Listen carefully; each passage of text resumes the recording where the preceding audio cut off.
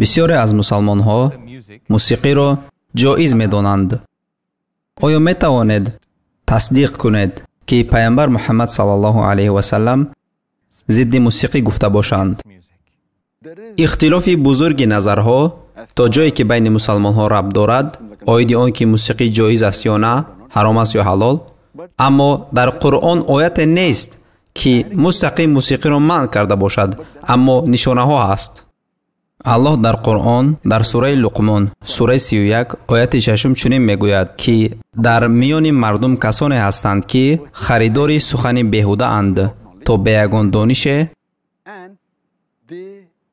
мардумро аз роҳи Аллоҳ гумроҳ созанд ва Қуръонро ба масхара гиранд. барои он гурӯҳ азоби хоркунанда аст. пас мувофиқи ин, агар шумо тафсирро бинед, бисёре аз тафсирҳо мегӯянд ки суханони беҳуда беилм, бемаъно ба сурудҳои ғайриисломӣ ва асбобҳои мусиқӣ дахл доранд. агар тафсирҳоро хонед ва то ҷое ки пайғамбар мусиқиро маън карданд, якчанд ҳадисҳо ҳаст. пас агар шумо ҳадиси Муҳаммад саллаллоҳу алайҳи ва салламро хонед, ҳеҷ шубҳаи оиди ман ё иҷозаи он намемонад. пайғамбари маҳбуби мо саллаллоҳу алайҳи ва саллам гуфтаанд дар Саҳиҳ Бухорӣ ҷилди 7 ҳадиси 5590 пайғамбари маҳбуб гуфтанд ки аз миёни пайравони ман баъзе одамоне мешаванд ки ҳамхобагии ғайришаръӣ ки зино ва фоҳишагӣ аст, пӯшидани абрешим, нӯшокиҳои масткунанда ва асбобҳои мусиқиро ҳалол мешуморанд. яъне аз умматони ман шахсоне мебароянд ки чизҳои ҳаромро ҳалол мешуморанд, яъне зино, фоҳишагӣ, либоси абрешим пӯшидан, нӯшокиҳои масткунанда ва асбобҳои мусиқиро ҳалол медонанд. дар асоси ҳамин ҳадис онҳо баъзе аз чизҳои дар асл ҳаром бударо ҳалол мешуморанд. ҳоло он ки мо ҳаром будани нӯшокиҳои масткунандаро медонем, ҳаром будани зиноро низ бешаку шубҳа медонем, модоме ки асбобҳои мусиқиро низ дар қатори ин чизҳои ҳаром зикр кардаанд, ин нишон медиҳад ки пайғамбар мусиқиро низ маън кардаанд. аммо ба ин нигоҳ накарда баъзеҳо инро ҳалол меҳисобанд. ва мо медонем ки баъзе уламое ҳастанд ки онро иҷоза додаанд.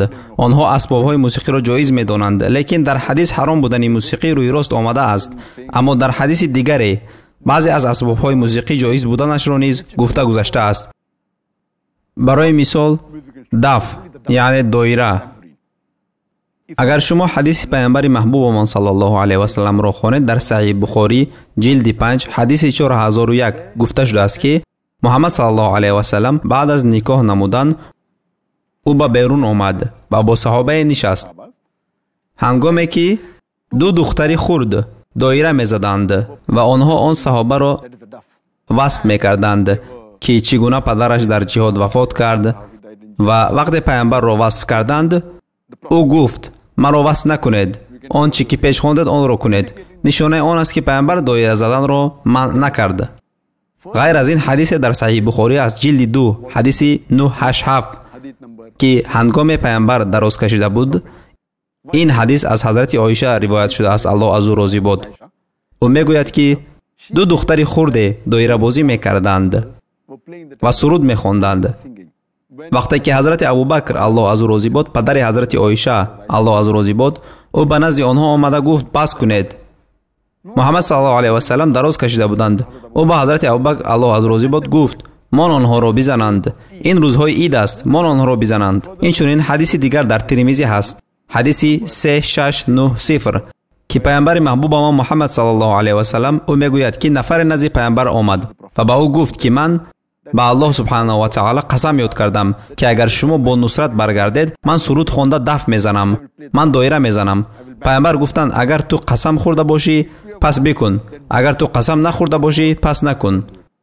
пас ин ҳадисҳо нишон медиҳад ки асбобҳои мусиқӣ ҳаром ҳастанд ба ғайр аз даф ки доира аст. пайғамбар онҳоро баъзан иҷоза доданд. доктор Зокир, ташаккури зиёд барои ҷавоби ниҳоии имрӯз. ин хело ҷолиб ва иттилоотӣ буд, мисли ҳамеша. бахши оиди мавзӯи Рамазон чӣ тавсия шудааст ва чӣ маън шудааст. ташаккури зиёд, доктор Зокир. جزاك الله خيرا وإياكم.